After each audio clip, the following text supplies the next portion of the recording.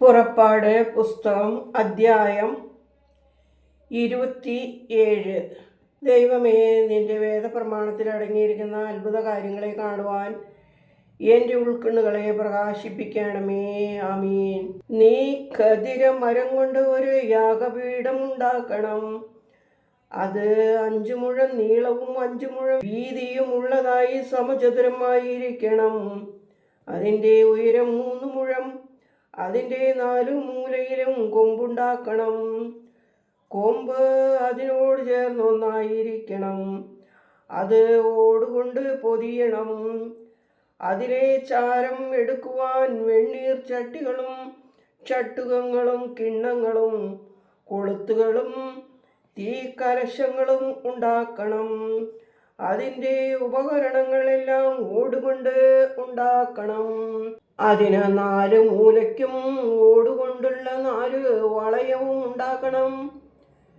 വളയം യാഗപീഠത്തിൻ്റെ പകുതിയോളം എത്തത്തക്കവണ്ണം യാഗപീഠത്തിൻ്റെ ചുറ്റുപടിക്ക് താഴെയായി വയ്ക്കണം. യാഗപീഠത്തിൽ ഖദിരമരം കൊണ്ട് തണ്ടുകൾ ഉണ്ടാക്കി ഓടുകൊണ്ട് പൊതിയണം.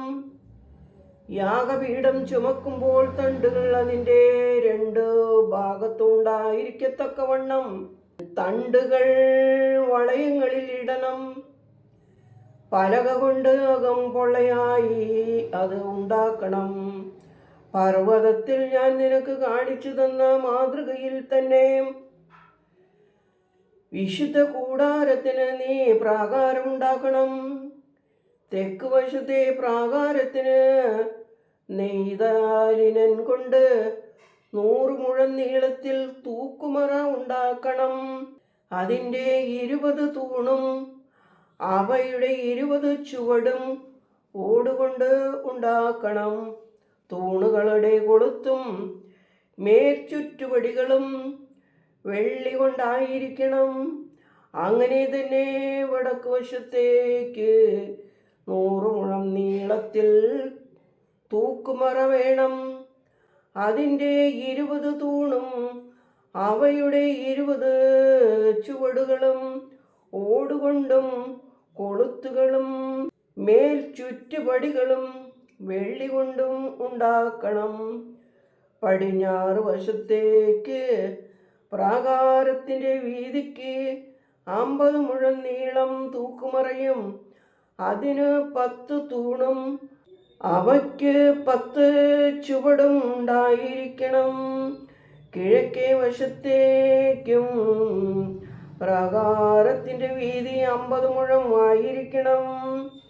ഒരു ഭാഗത്തേക്ക് 15 മുഴം നീളമുള്ള തൂക്കുമറയും അതിന് 3 തൂണും അവയ്ക്ക് 3 ചുവടും വേണം. മറ്റേ ഭാഗത്തേക്കും 15 മുഴം നീളമുള്ള മറശ്ശീലയും അതിന് 3 തൂണും അവയ്ക്ക് 3 ചുവടും വേണം.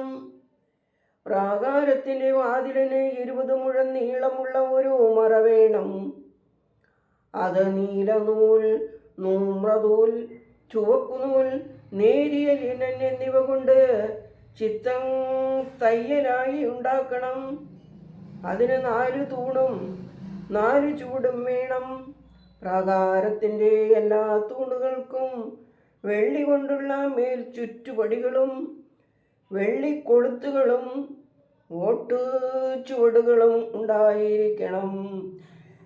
എല്ലായിടത്തും പ്രാകാരത്തിന് 100 മുഴം നീളവും 50 മുഴം വീതിയും 5 മുഴം ഉയരവും ഉണ്ടായിരിക്കണം. അത് നേർത്ത ലിനൻ കൊണ്ടും അതിൻ്റെ ചുവടുകൾ ഓടുകൊണ്ടും ആയിരിക്കണം. വിശുദ്ധ കൂടാരത്തിലെ ശുശ്രൂഷയ്ക്കുള്ള സകല ഉപകരണങ്ങളും അവയുടെ കുറ്റികളും പ്രാകാരത്തിൻ്റെ എല്ലാ കുറ്റികളും ഓടുകൊണ്ടുള്ളതായിരിക്കണം.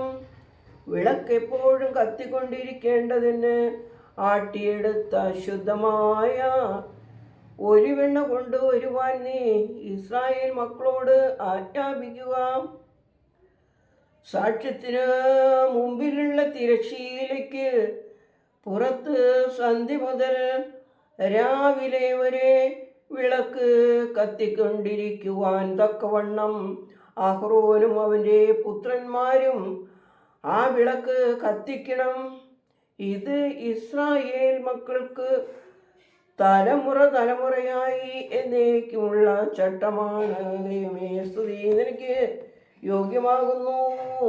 പാർക്കുമോർ.